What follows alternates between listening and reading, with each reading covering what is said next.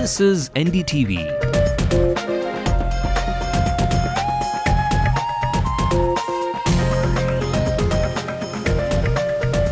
And you're watching NDTV Hindu.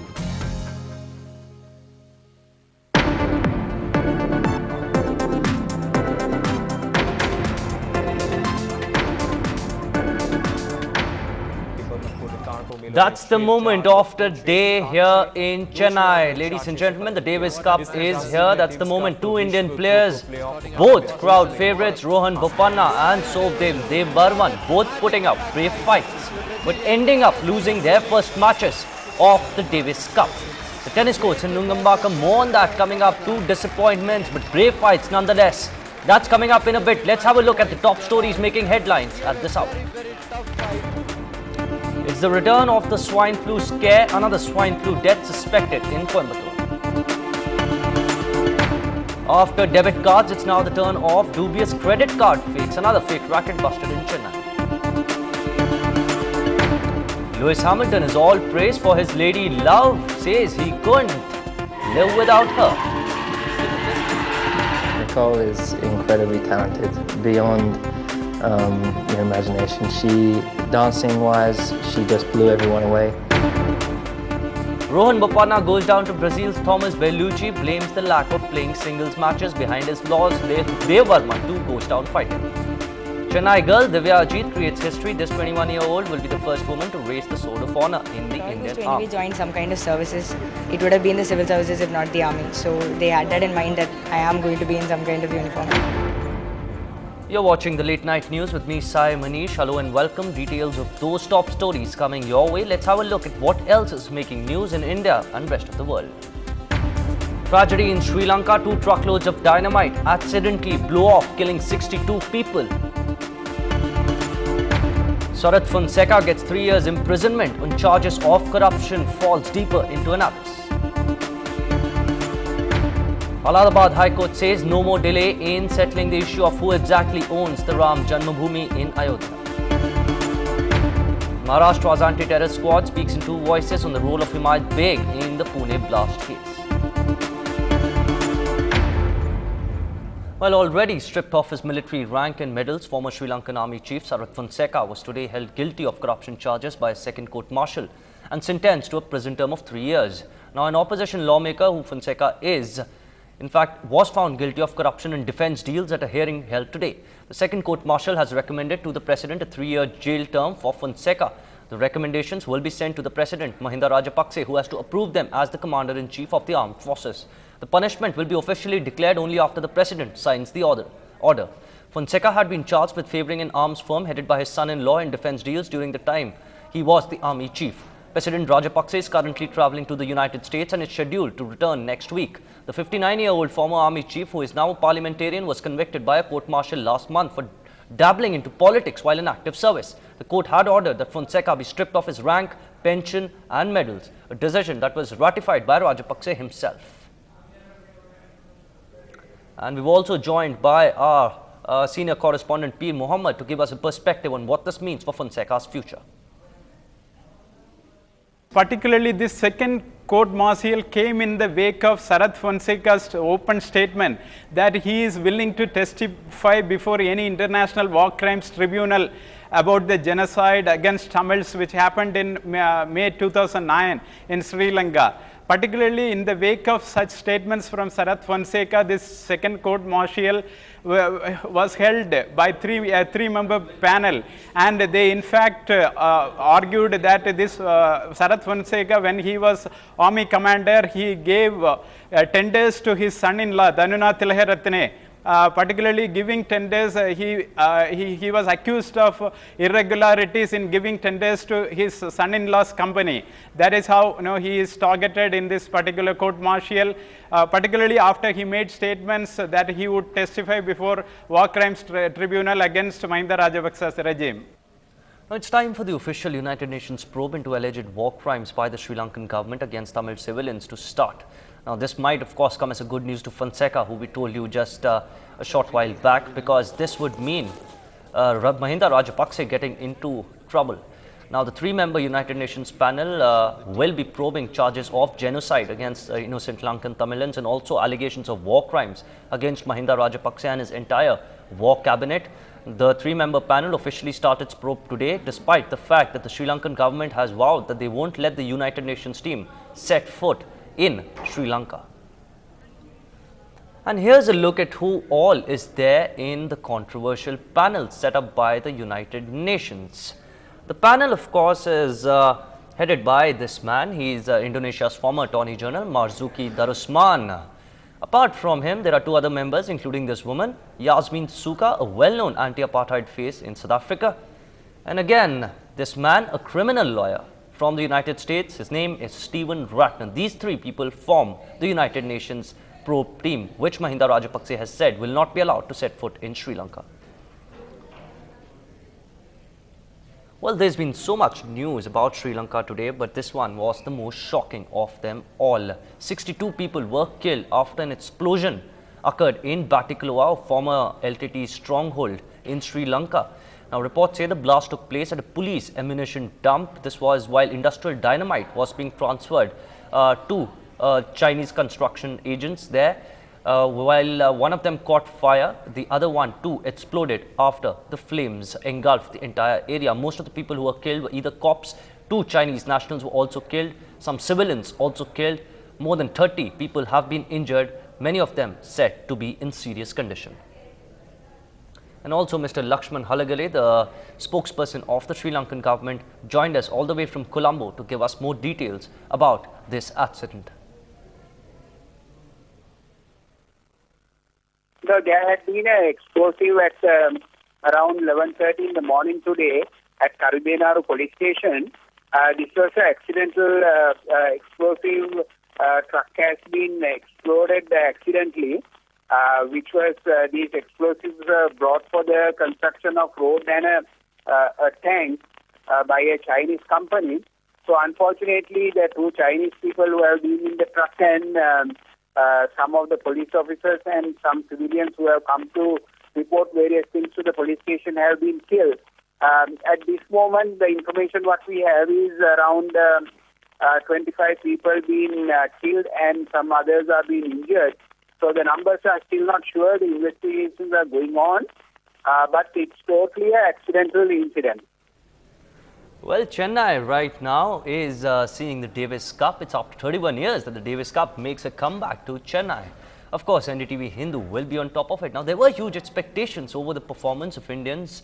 That was the start, but India didn't quite expect at the Davis Cup in Chennai. India's sensation, Rohan Bopanna, lost the first match against Brazil's top seed, Thomas Belushi. At the SDAT Stadium in Nungambakkam, Belushi, with a powerful forehand and a lightning serve, proved quite a handful for Bopanna. Though Bopanna offered a fight down to the wire, Belushi defeated Bopanna 6-7, 7-all, 7-6, 4-6 and 10-8. And also, of course, the other match of the day was that of Somdev Devvarman, the Chennai boy. The match ended not long back. Somdev Devvarman though lost the match to Brazil's Ricardo Melo. He lost the match 4-6, 6-2. 6-7, 6-2, 6-4. As the scorelines that I just told you to tell the picture. Brave fight put up by Somdev, but going down to his Brazilian opponent who finally outclassed him.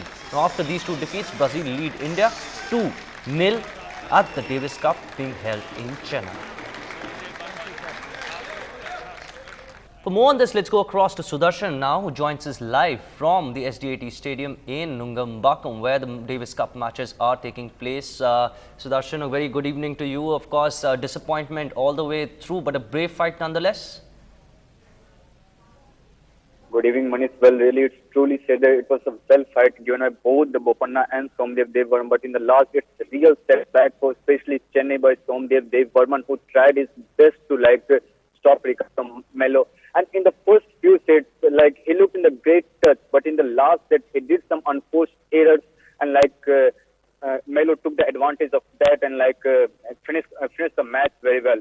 And also, just I want to say that now a lot depends on the tomorrow's match when Leander Pace and Mahesh Bhupathi are going to play the doubles match, because now all the remaining matches India needs to win if they really want to advance to the main round. So it's really need to now. It will depend on Pace and Bhupathi, and again on Sunday it will depend on Somdev Devvarman and Bopanna need to back them up and play the best match whatever they can on Sunday. Manish. Right, thanks a lot, Sudarshan Kumar there joining us from Nungambakam. Of course, our sports team here will be tracking the Davis Cup. It's after 3 decades that, of course, the cup has come to Chennai.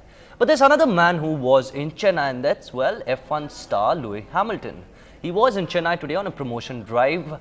Apart from giving his fans something to cheer about, the ace driver spoke exclusively to NDTV Hindu on his lady love and his expectations from the Indian Grand Prix. He's the youngest world champion, a definite Speedy Gonzalez, and he just burnt his tires back at the Chennai circuit, of course. And yes, we are talking about the Lewis Hamilton. Thank you so much for talking to us, My Lewis. pleasure. Thanks for having Now, me. let's start off with your personal side, of course. Your dad has been a huge part of your success story and your manager right from your childhood. So, how are you dealing with the fact that he's not really around as much as he was before? Well, my dad has played a huge role in my life, as he does, as every father does. But obviously, my dad has played a key role in my career. Without him, I wouldn't be here today. But I've enjoyed it.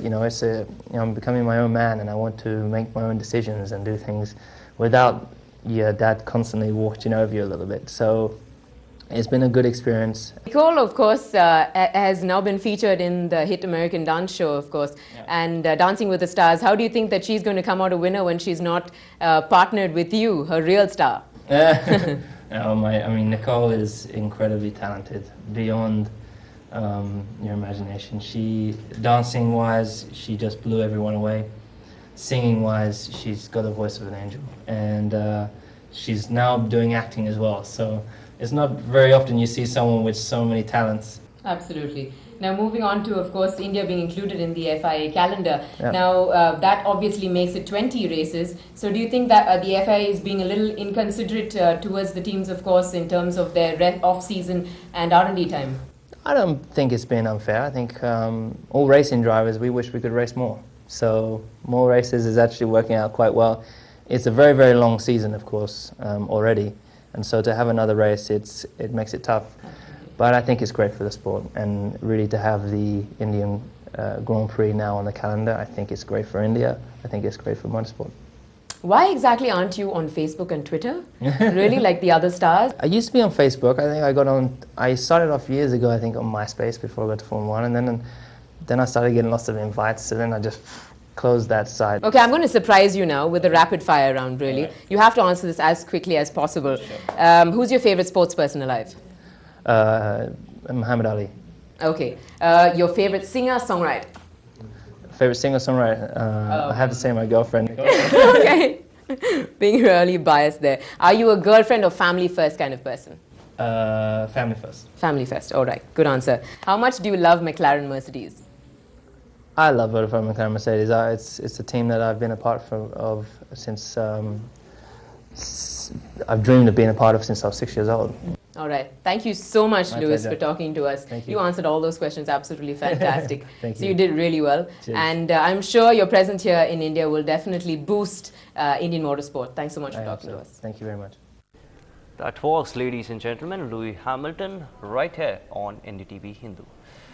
Moving on to some news, the news from the city. There's one more swine flu death, this time though in Coimbatore. Of course, that raises memories of the death that happened in Chennai of a PRO not long back. This has raised serious concerns about the situation of swine flu across the state. Now, more than 10 deaths have been reported in the state this year alone. Although health authorities are denying that this death is due to swine flu, the health minister today held a meeting with health officials across the state to review Tamil Nadu's preparedness for tackling this disease.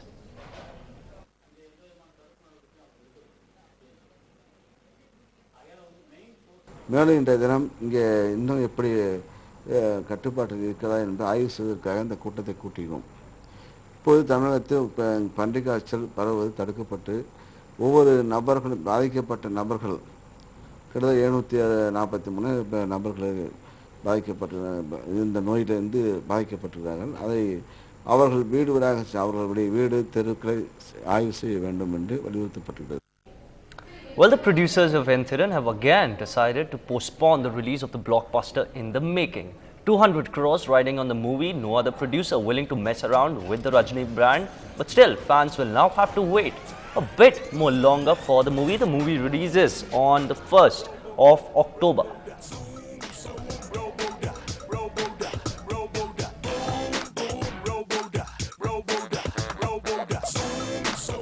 And also our reporter Bertilla joined us with more details on when Robo is going to hit the screens.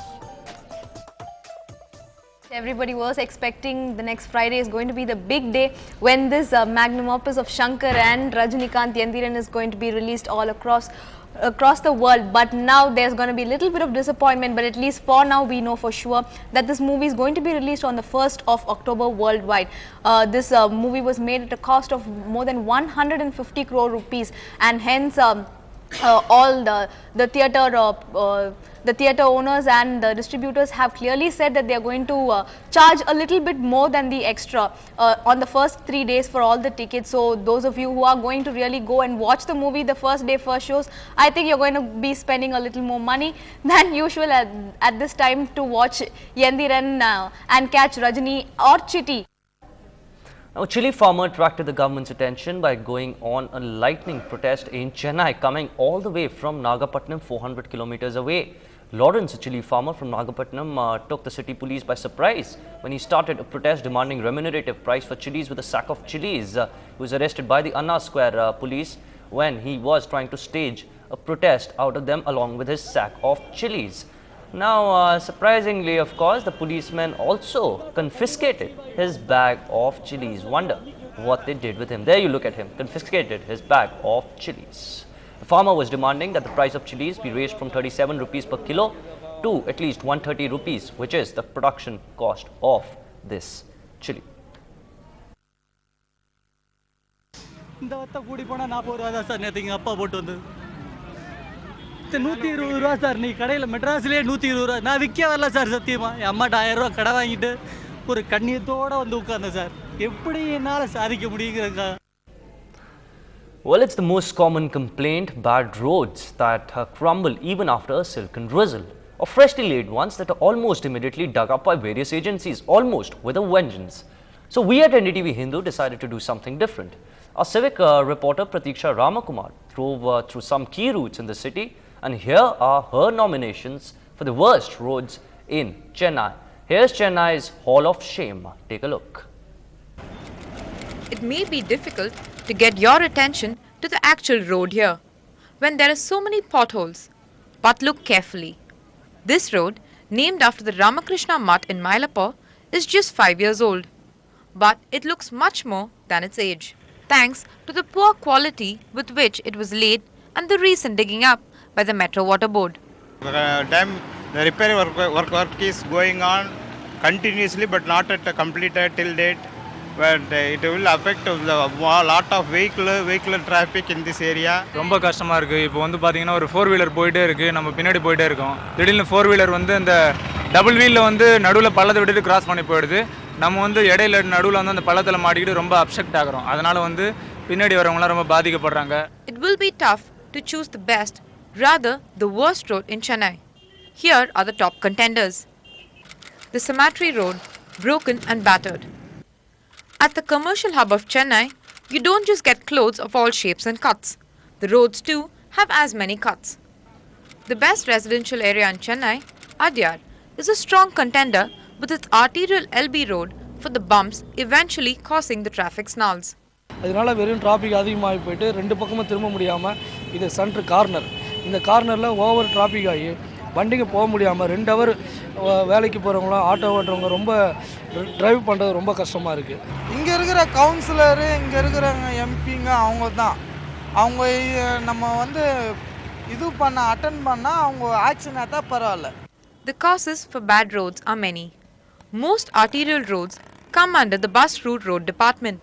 They, along with the zonal commissioners, say the infrastructure projects under construction in the city have hampered repairs. Regarding RK Metro, the metro water work is going on there. Moreover, it's a bus route road. If there is any patches, we will attend with zone people. But the main task is the metro water people has to complete their work. Then the BRR department will take up the relaying of the road. Sources in the roads department say that most of the city's roads are mainly laid with an asphalt base. The lifespan of this material is a maximum of 5 years. To replace them with concrete, which is 4 times more durable, is apparently stuck in red tape. In Chennai, Pratiksha Ramkumar, for NDTV Hindu. Well, time for us to slip into a very short break. Up on the other side, lawyer troubles in the nation. First it was Andhra Pradesh, now it's Rajasthan. We bring you more on that. Stay with us.